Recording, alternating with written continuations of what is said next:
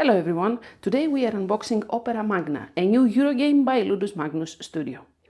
It is a game by Tommaso Battista and Stefano Castelli, and it is coming on GameFound in early September. We have an early copy. It is a production copy though, so it's 99% finished. There are a couple of tweaks before the final version of the game, but pretty much everything you see here will be in the final box.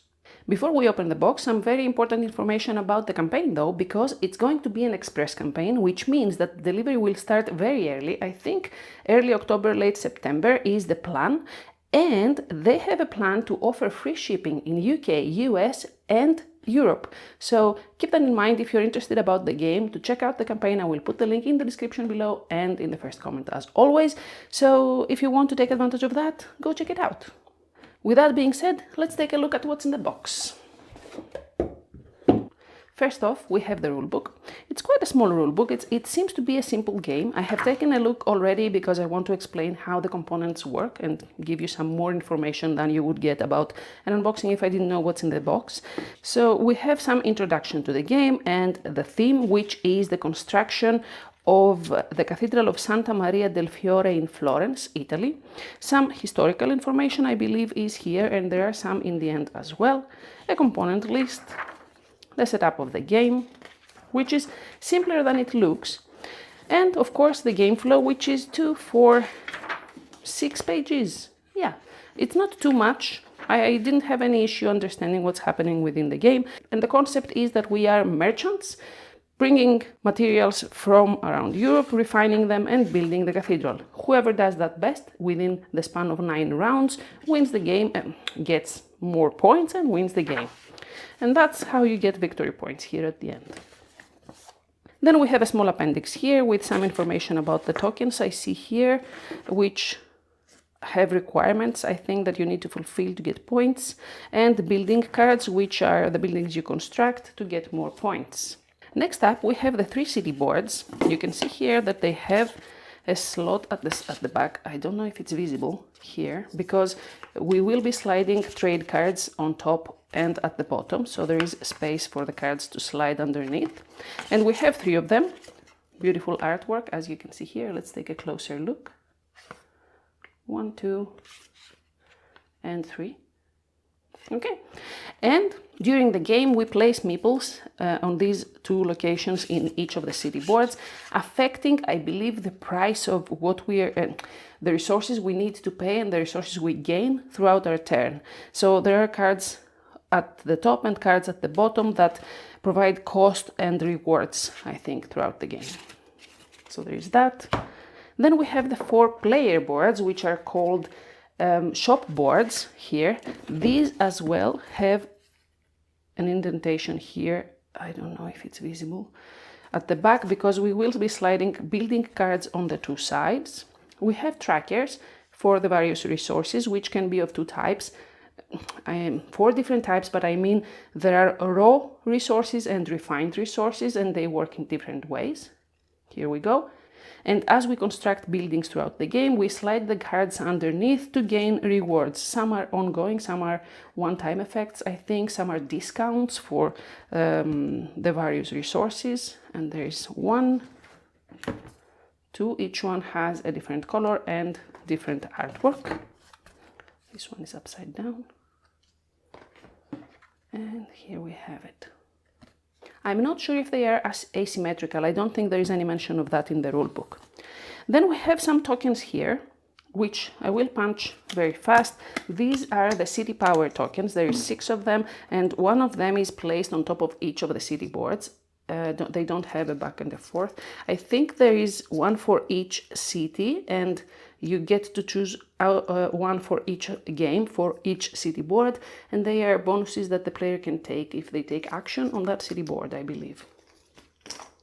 And then we have the worksite tokens, which are all of these. They are 12, and these are placed on the cathedral board, and I think they are requirements which you need to pay or fulfill to place a token on it to gain points at the end of the game. So by doing that, you are helping the construction of the cathedral, and they have both sides with different effects for even more variety. Next up, we have the market board.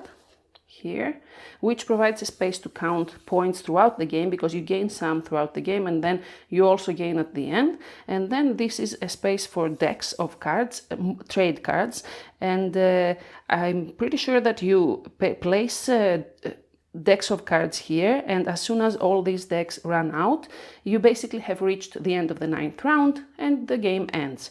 There's also a supply of cards underneath the board during the game, so you play one trade card during your turn and then you replenish your hand, so the countdown exists to indicate the end of the game as soon as all decks run out. The final one of the boards is the opera board. Oh, I thought it was a cathedral board. Never mind, sorry. It is the opera board, which, as I said, you place the tokens on it and then you fulfill the requirements to indicate that you are helping the construction of it. And underneath it has space for building cards, which you can take more of as soon as you build the buildings you have in front of you on your board. You replenish the play area to get more buildings, to construct more buildings, get the bonuses that I mentioned in the player boards, and points at the end of the game. This is upside down and I just noticed it, so let's turn it this way. Much better. We have two types of cards, which I have mentioned already. There are the building cards here, which are of 3 different levels, pretty much, as you can see with the icon here, and you get those. You pay with the appropriate resources that you need to build the building, and then you place the card on your player board to get the effects, and depending on how many buildings you have built by the end of the game, you also gain points for doing that. And the trade cards here, I think there is 66 of them, and they have some different types in the sense of, I think based on the icon here, it depends on where they appear within the game. So some of them are meant to be distributed to the players at the beginning of the game, like this one with the hand icon here.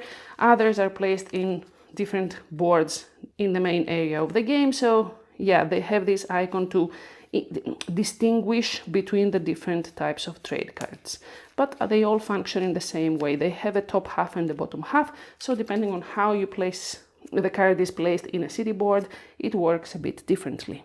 So we have some tokens here, and let's start with the certificate tokens, which are 1 for each type of good for all 4 players.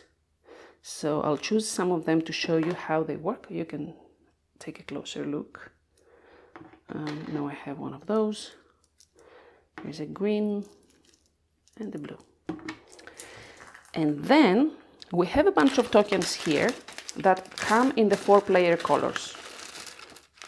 They are the same size, but they don't have an icon on them. So let me bring a player board to show you.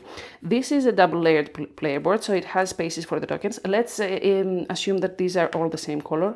It doesn't really matter for now, but we also have the corresponding certificate here, and let's say you gain wood and you move here, and then you have to move further up. You also push the certificate token, which will give you points, I think, at the end of the game, and it gives you access to the ability to give materials for the opera board. And then if you need to pay wood, for example, and you are already at 0, the certificate drops. So that there is a different dynamic there depending on how you gain and spend resources.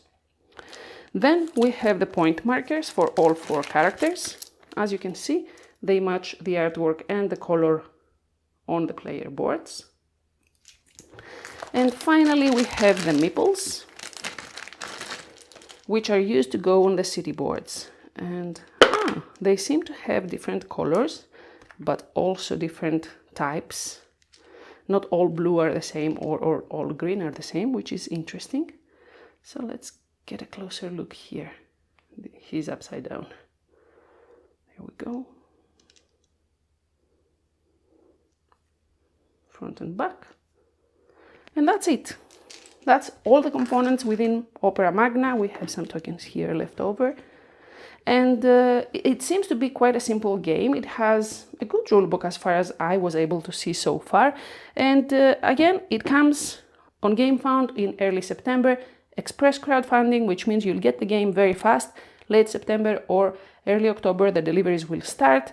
What you see here is very close to what you will get if you get the game, and free shipping US, UK and Europe, so keep that in mind as well. I'll put the links in the description below and in the first comment. And yeah, I hope you enjoyed the video. If you did, leave a thumbs up before you go. Subscribe for more videos like this and a potential playthrough in the near future. And I hope to see you in the next one. Until then, bye!